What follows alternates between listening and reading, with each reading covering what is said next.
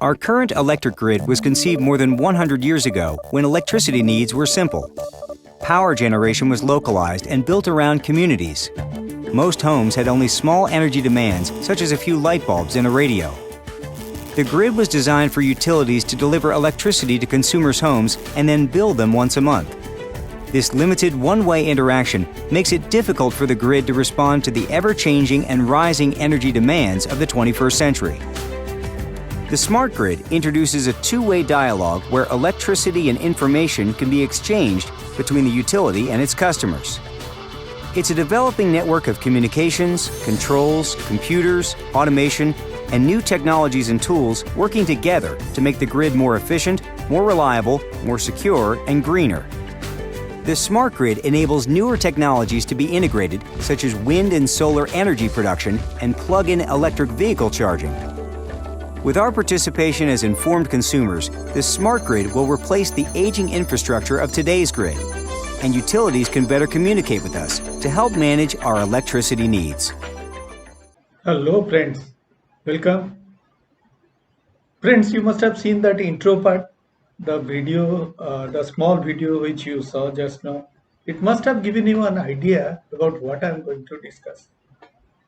Of course, it is smart grids. The topic is smart grid. Now, why have I taken up this topic? You must be wondering. It is something concerned to electricity supply. How is it that, it becomes such a technical topic? Friends, just imagine power supply. Isn't it a very essential part of our lives? Okay. Now, power failure, power cuts, low the power supply which you are getting, it's not adequate for your home. Maybe sometimes you will find the voltage is low. Okay, so many problems associated with power supply.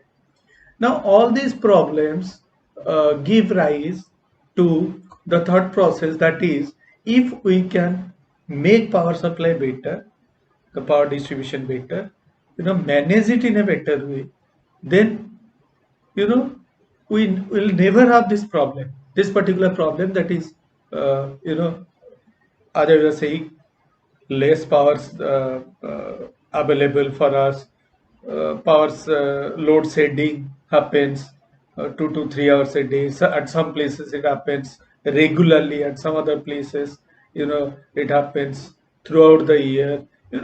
So many problems in a place like India.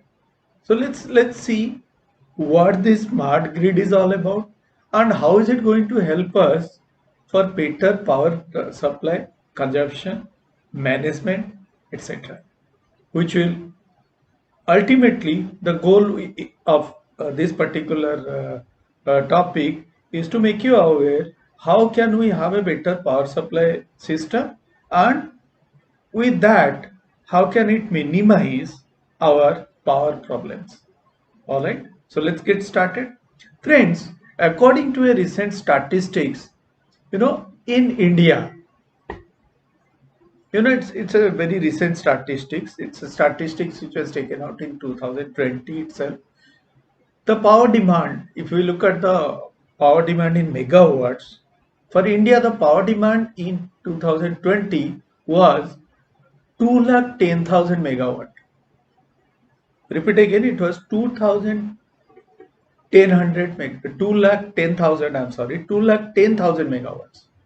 Okay, and we had installations in the power installations, or the installed capacity is 225,133 megawatts.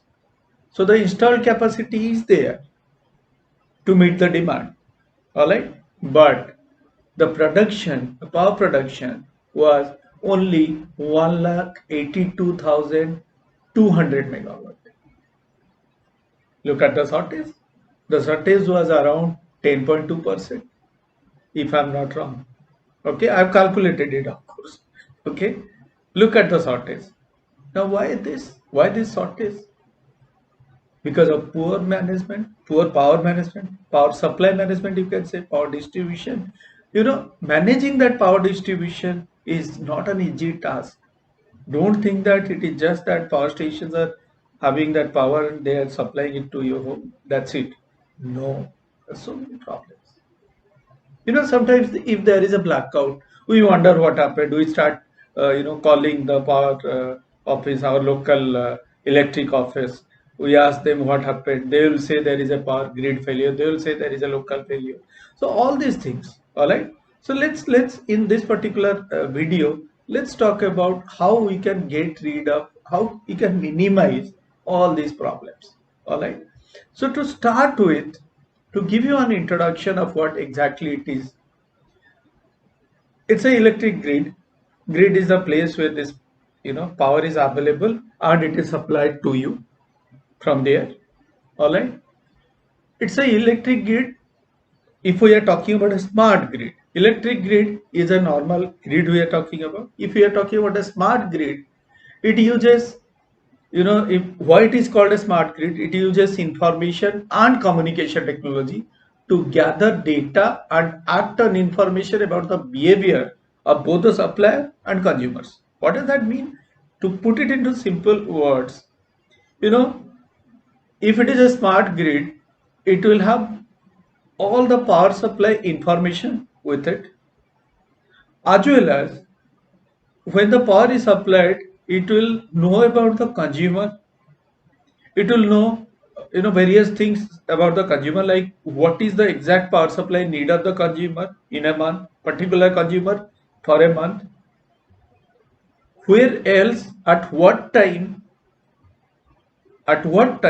this particular consumer needs power in full, at what time the consumer does not need power in full. Okay, what are the problems this particular consumer is facing? Is there a wastage of electricity which is happening at that home? So many issues, so many things. The smart grid is related to all these things. All right. So let's go ahead. Let's know about it. Now, to take you further, first of all, let's have a comparison, because since we are talking about smart grid, let's have a brief comparison between the two. An existing grid, that is a normal grid, where it is unidirectional. Why do I say unidirectional? Very simple. The grid supplies power to your home. That's it. At the end of the month, you will find a person comes, takes a meter reading, and a bill is given to you. Okay. Now, in some cities, nowadays, what they have done is, the meter itself can give you the amount, exact amount. The meter will announce the amount for you at the end of the month. At some other places, you will find there is an advance system where you pay in advance for your uh, power consumption. Okay, it is just like prepaid, using a prepaid mobile connection. The amount that you charge, that much you can use. So all these systems are there, no doubt.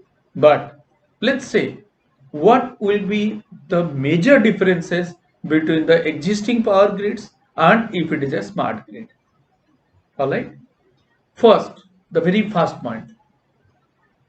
If I look at an existing power grid, most of the grids are electromechanical in nature. What does that mean? Electronics components are there. All right. Apart from that, mechanical components. So it's a mixture of these two, electromechanical systems. But if you look at a smart grid, it will be digital systems. Apart from, of course, electronic components will be there, mechanical components will be there, but they will be managed using digital technology. Got it? If we look at communication, it is unidirectional in case of existing grids, most of the existing grids. But if we look at smart grid, it is bidirectional, two-way communication. Okay. Power generation. When it comes to power generation, in case of existing grids, it is centralized generation. From there, it is distributed to the various parts. But if we talk about smart grids, it will be distributed generation. Got it? Another difference. Another major difference is in case of existing grids, there are very few sensors. Sensors do what? They sense things. So nowadays you'll find that power supply grids, some sensors are like if there is a overheat in one of the supply lines, the sensor will sense it. If there is a power outage in one part, the sensor can sense it. So some sensors are getting used. All right. In case of existing grids, very few sensors you can say. But in case of smart grids, it is throughout the smart grid you will find different types of sensors, many types of sensors. Of course, to make it smart, sensors are required. Got this point? Next, in case of existing grids, manual monitoring is required. All the time manual monitoring happens. Getting my point? I'll give you a simple example. Sometimes you'll find they will announce today there is a power cut. Why? Because of maintenance. What kind of maintenance? There are so many trees around. These power supply lines. The trees are growing, so the branches are covering the power supply lines. So we need to cut them off. So that's the reason we need to, stop power supply for so many hours and get rid of all this. Manual, purely manual. But if we are talking about a smart grid, what will happen is the smart grid sensors, as I said, it is full of sensors. The sensors will tell exactly what are the places or what are the locations where this overgrowth has happened. Trees which are touching the lines or so exactly at that particular place within a few minutes or maybe 1 or 2 hours, the entire thing can be sorted out. It will not take a day to first go and inspect where the trees has gone, then cut them off. For that, power supply is interrupted. Got it? So it is in case of existing grids, it is what do you say, manual monitoring, completely manual monitoring. In case of smart grid, it will be self monitoring. Got my point?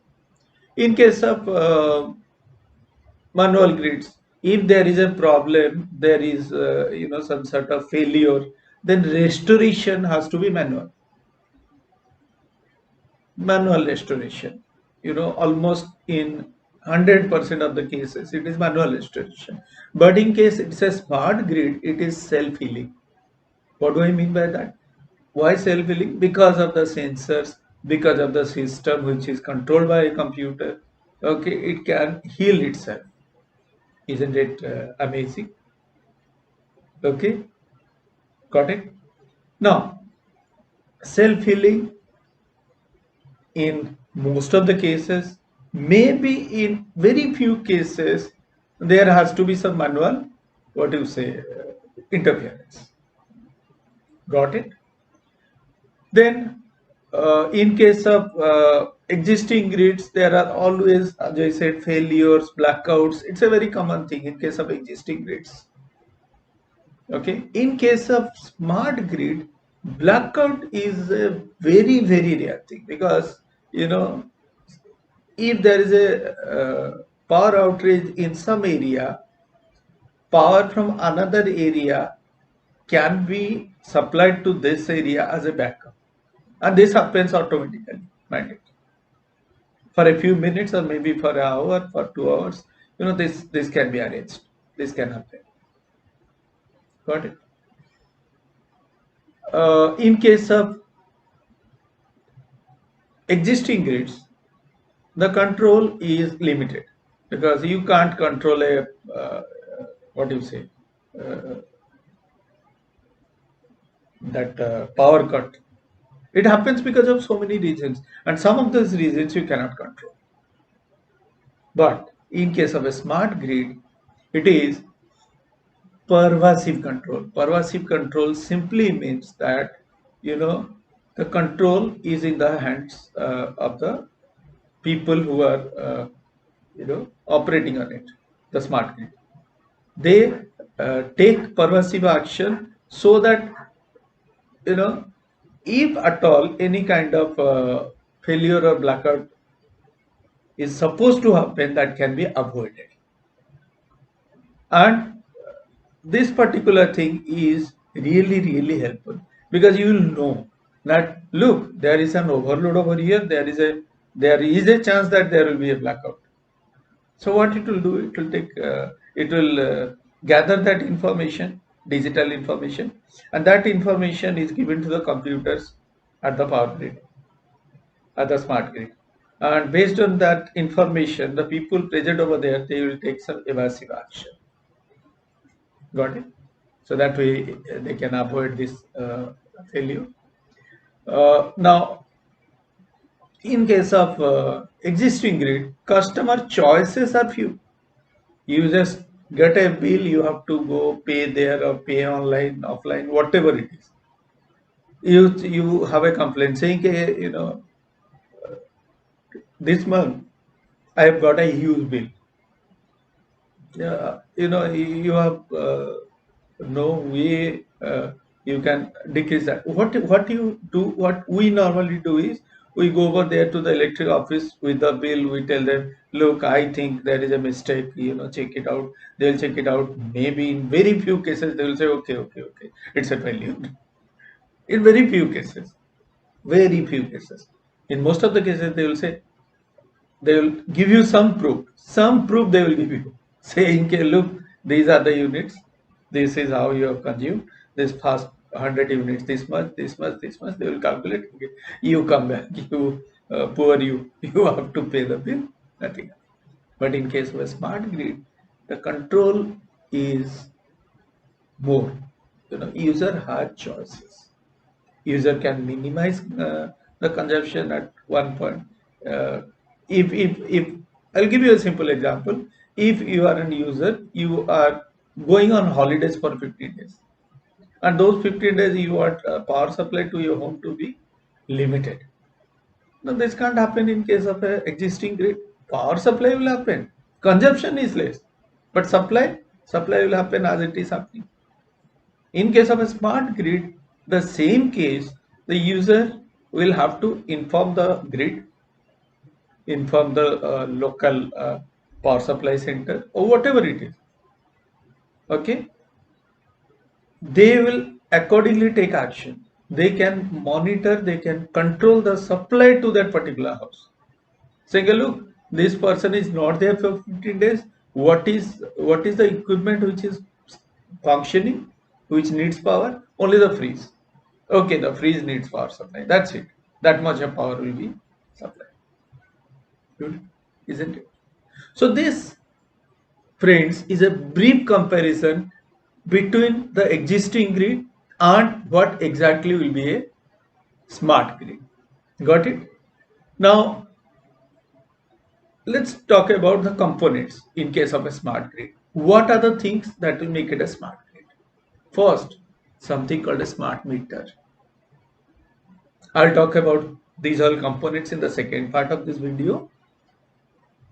First thing you need is a smart meter, not your regular this meters which a person comes at the end of the month, takes a reading, hands you over a bill.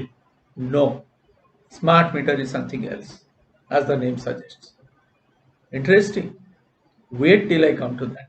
All right. Then phasor measurement.